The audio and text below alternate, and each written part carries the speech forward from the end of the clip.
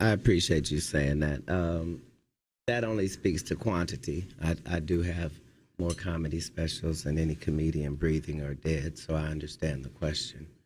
Uh, that's only 7 more than Richard Pryor. And You have 7 more than Richard Pryor? 6 more than Martin Lawrence and 6 more than Chris Rock. Are you serious? 5 more than Dave Chappelle, even though he put out 4 in. And the next. Are you serious, Katt?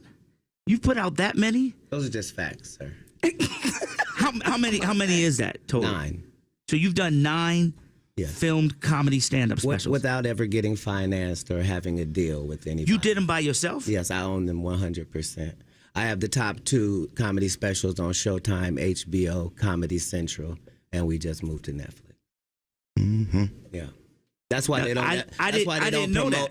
Nobody does. They don't promote it or sell the items after they come out because I own them, lock, stock, and barrel, and I don't have any Caucasian partners or people that invest. I'm 50. I've never had a bank loan or a car lease in my life. Are you serious? That's correct. So has, we always hear like these comedians coming to say, oh, they got the big Netflix deal. Has like Netflix or anybody ever hit Katt Williams and said, I'm on my 15th consecutive 100 city tour. On the exact day that Monique was asking for a Netflix boycott, Netflix had just cut me a check for $2 million for the special that I got paid $300,000 to do in Jacksonville. Alrighty then. Are you serious? Or I'm really good at jokes, you tell me. No, I think you serious, bro. I just say, are you serious? Because that's interesting news that people Thanks need to to Atlanta, know. Pimp Chronicles has already grossed over $24 million alone as one special. Wow. Because of Atlanta. Like there are parts of the population that feel like I'm from Atlanta and I'm from Ohio and have never said anything differently. Right. Well, what's your thoughts on Netflix? I mean, they're giving deals. Like we just heard, Tiffany Haddish just got a deal as well, and I mean, they're opening up things to comics, and for them to open up a door like that. What are your honest thoughts about Netflix? Well, everybody has to understand that Netflix doesn't have an opinion on stand-up comedy. They base what they pay you by the amount of ticket sales for your last tour. So Monique's last tour had 316,000 tickets. Therefore, that's what she got offered. My last tour had $2.4 million tickets, and so that's what the offer was. Wow. So if people understand that it's not personal, right? Then they could just, I didn't know that, for free, take their ass to work and get their numbers up. Yeah. Dude, but Netflix don't call nobody. That's the joke. The joke is Netflix ain't giving me. First of all, Netflix ain't call you. Knock it off. Is Coca-Cola knocking on people's door to see what type of beverage they having today? So they go by those ticket sales. That's dope. What else could they go by? Yeah.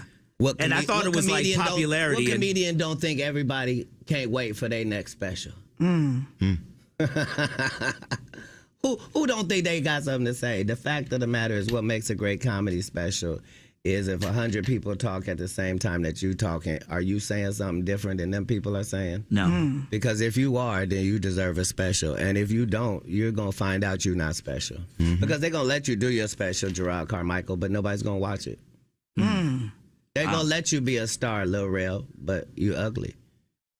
And white people don't believe in ugly stars. They think you have to be somebody that women want to sleep with and men want to be.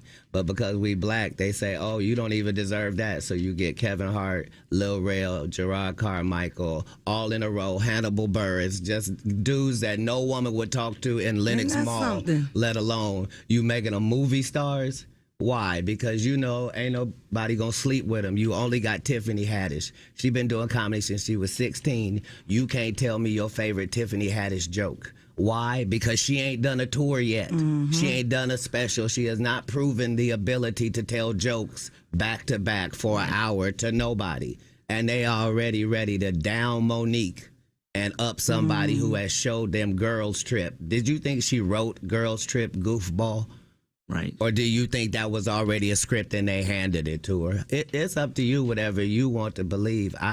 I'm the introduction to Tiffany Haddish in the movie School Dance. the clip for School Dance has been seen more times than the movie has. That's just a fact. But the movie the girls trip movie. Yes, ma'am.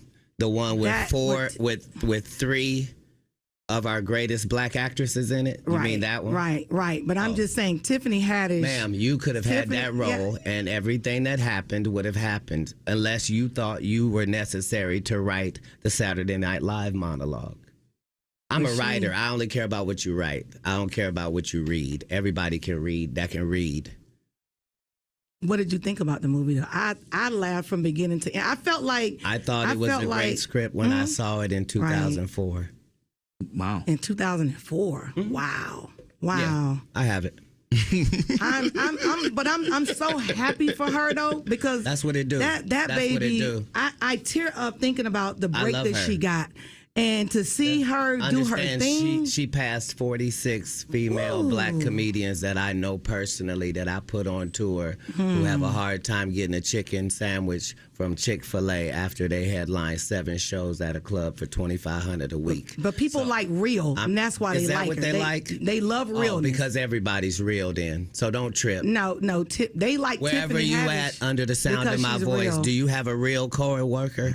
Right. Do you have a ratchet friend? Do you have a sister? Do you have a cousin? Do you have a nephew? Do you have a niece? Is they so ghetto? When did that become marketable? Knock it off. They like her because she want to sleep with a white man. That's why the only thing she said was, I want to give it to Brad Pitt. The only thing before that in the movie with me is I slept with this white man and I got a white baby. She had a white husband for the 14 years she been doing comedy, and then all of a sudden divorced him, then said he abused her, then wrote a book, then said he didn't, and then now we're at Brad Pitt. So, hey, you can say whatever you want. She said she got a disease for JJ. Don't nobody check for that.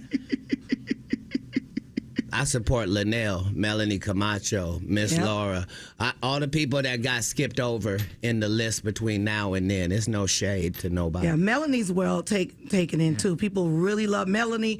I love the fact that you took her out on tour. Martin Lawrence took her out on tour. Chris Tucker took Melanie out on tour. And when she comes to Atlanta, she does well. That's not the point. The point is she's not there. The point is, we are in the only business where, as a black woman, what you look like is not supposed to be held against you.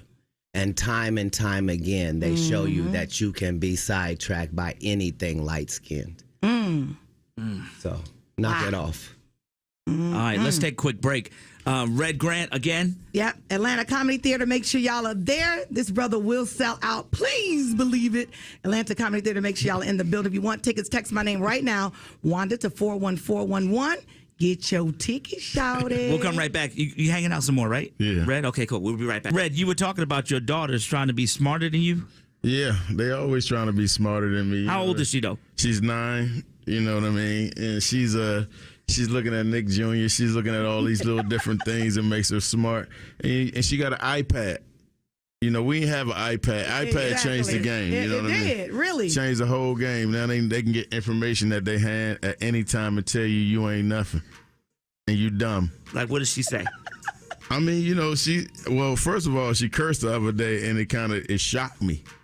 She said she was PIS, you know, off. Right. You know what I mean? So I was like, oh, you are? And I had to catch myself like, do I? Because when you curse around your parents when you was young, it was a different level. Yeah, you know? got the slap right away. It was no waiting. Red, that is not a cuss word. It's not a cuss word. The white household. Right. I thought he was going to say she said MF or something. Hey, everybody on the radio spelled that out and what? went, Yeah, what? Red, really? This came from a 9-year-old. Yeah, she's probably in private school. Right. Homeschool. Her teacher probably said, I thought it was 3 already. Boy, I'm pissed. Really, Red? We thought she said Okay, so the she S said she word was pissed or the off. MF word. Look,